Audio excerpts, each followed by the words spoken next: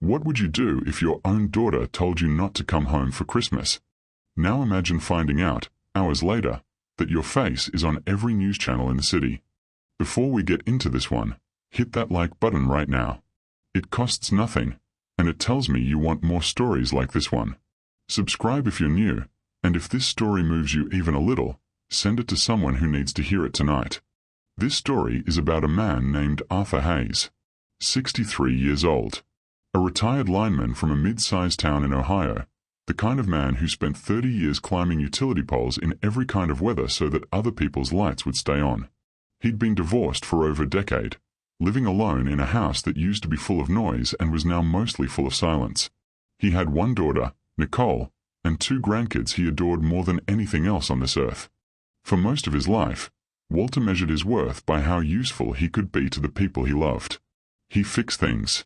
He showed up early. He never once said, "I'm busy," when someone needed him.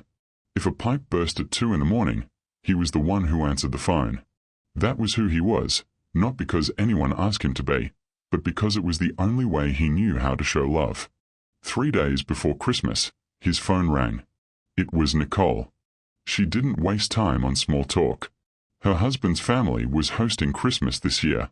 Her mother-in-law wanted just immediate family. She was sorry. She hoped he understood. Maybe next year would be different. Walter didn't argue. He didn't raise his voice. He just said, "Okay. I understand." Then he hung up the phone gently and sat there for a long time, staring at nothing in particular. That's the part people don't talk about enough. The quiet kind of heartbreak. Not the screaming kind. The kind where you just go still, and the silence in the house suddenly feels louder than it has in years. He looked around his kitchen at the small artificial Christmas tree he'd owned for almost 2 decades, at the crooked clay ornament Nicole had made in 3rd grade, still hanging on the lowest branch.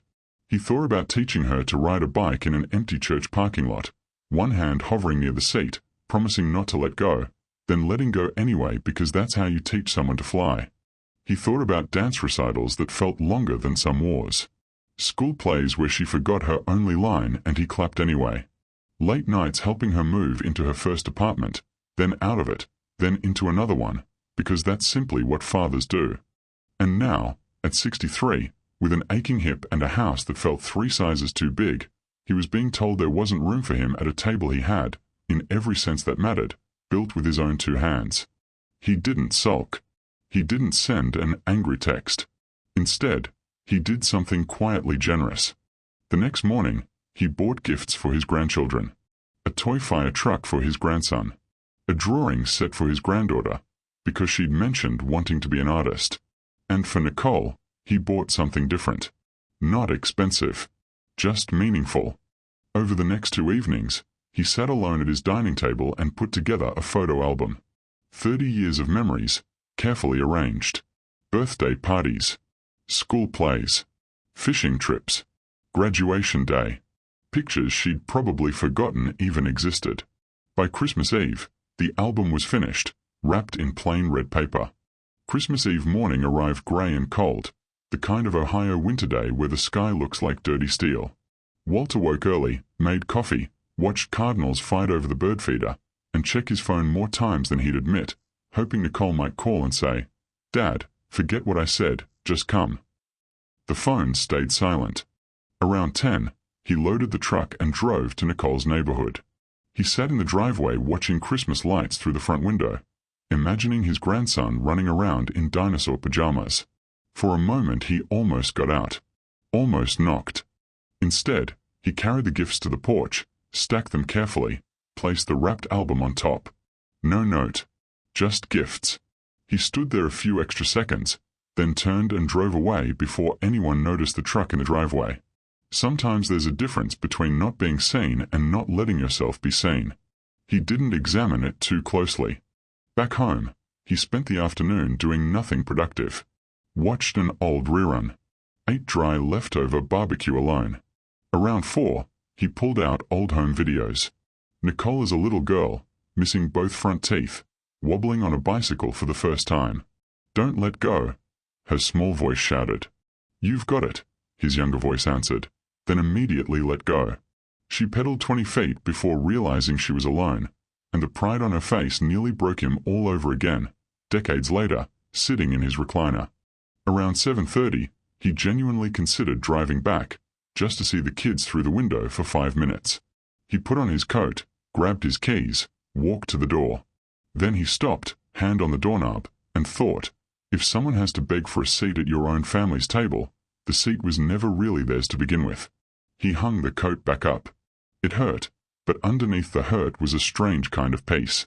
A little after 8, his phone buzzed. Not Nicole. A text from the community warming center. The storm was picking up. They needed hands. Walter didn't hesitate. He grabbed his keys, this time with somewhere real to go. We are barely getting started, and this story only gets more emotional from here, so if you haven't already, tap that subscribe button now. The center, set up in an old church building downtown, was already busy. Men with nowhere else to sleep. Elderly residents who'd lost heat.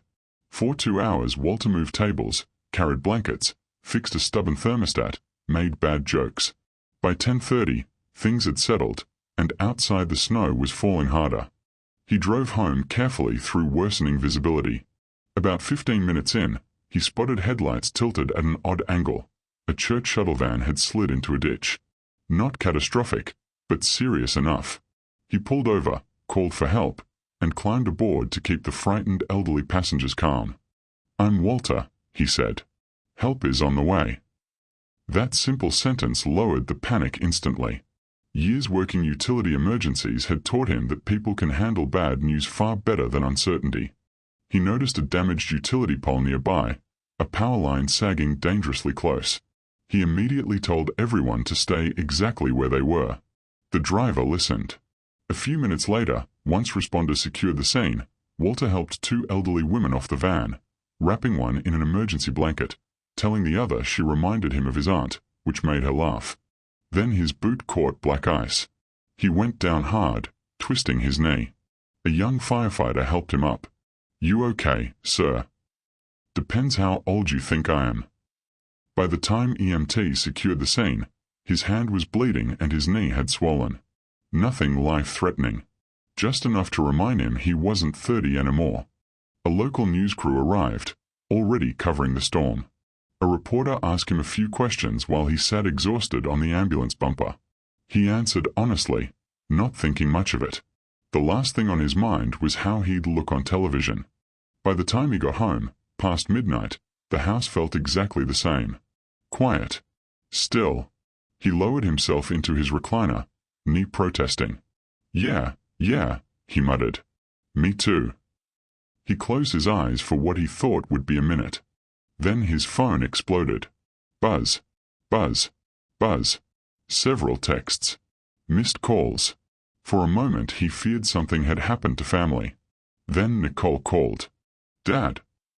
Her voice sounded shaken, in a completely different way than 3 days earlier. "Nicole, what's wrong?" A long silence, then crying. "Dad, why is your face on every news station?" He looked at the television, where footage of the rescue was already replaying. There he was, standing beside the tilted van, snow blowing sideways, looking older than he felt. "Everyone's okay," he said slowly. "That's what matters." But she wasn't asking about the accident. "Why didn't you tell me where you were tonight?" He almost laughed. 6 hours earlier, she'd told him exactly where not to be. "I didn't think it mattered," he said. Silence. Finally she whispered, "Dad," and stopped, unable to finish. She said good night. The call ended without apology or explanation. 2 minutes later, Linda, his ex-wife, called, sounding uncomfortable. "Are you hurt?" "Nothing serious." A long pause. "Nicole's pretty upset." "I imagine she is." 5 minutes after that, Gary called, unusually cheerful. "Quite a night, huh?" He talked about the storm, then finally, "Nicole feels terrible, you know. She didn't mean to hurt you." Walter said nothing, because whether she'd meant to or not wasn't really the point. Gary eventually gave up. Walter figured that would be the end of it. It wasn't. The next morning brought dozens of messages from people he hadn't spoken to in years. Then, around noon, a former co-worker sent a link. A 20-second clip from the reporter's interview had already gone viral. In it, the reporter asked if he had family waiting for him. "Not tonight," he'd said. "No Christmas plans. My daughter asked me not to come this year." No anger. No blame. Just quiet truth. Thousands of comments poured in, strangers sharing their own stories of estrangement and lonely holidays. By afternoon, local radio and community pages were discussing it. Walter hated the attention, but understood why it resonated. Loneliness after 50 isn't something people, especially fathers, talk about honestly. Around 4, Nicole texted, "Can we talk?" He stared at it, unsure what to say. Then, "Dad, I just found the photo album." Then a message that made his chest tighten, because he knew exactly which page she meant. The last page. "No matter where I spend Christmas, you'll always be my little girl." Then a local journalist, Rachel Bennett, reached out, wanting to write about the man behind the clip, not the rescue itself. "If you're feeling this story the way I think you are, drop a comment below and tell me where you're watching from." Walter ignored Rachel for a day or two. He'd never been comfortable with attention. When you spend your life fixing emergencies, nobody throws a parade because the lights came back on. Eventually, exhausted by the buzzing phone, he called her back. "I'm not actually interested in the accident," she said. "I'm interested in the people who keep mentioning your name." While Walter tried to disappear, Rachel had been interviewing former co-workers, church members, neighbors, the shelter director, who revealed Walter had volunteered there for nearly 12 years, longer than he'd realized himself. One neighbor remembered a furnace he'd fixed for free. A co-worker mentioned a scholarship fund he'd quietly helped support. "None of it matters," Walter told her.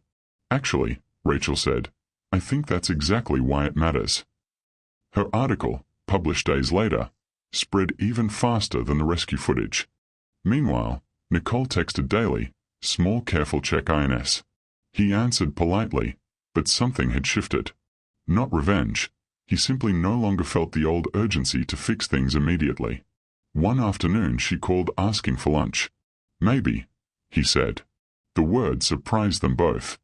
A few days later, a follow-up news segment featured Gary describing Walter as a great friend of the family and talking about how close everyone was.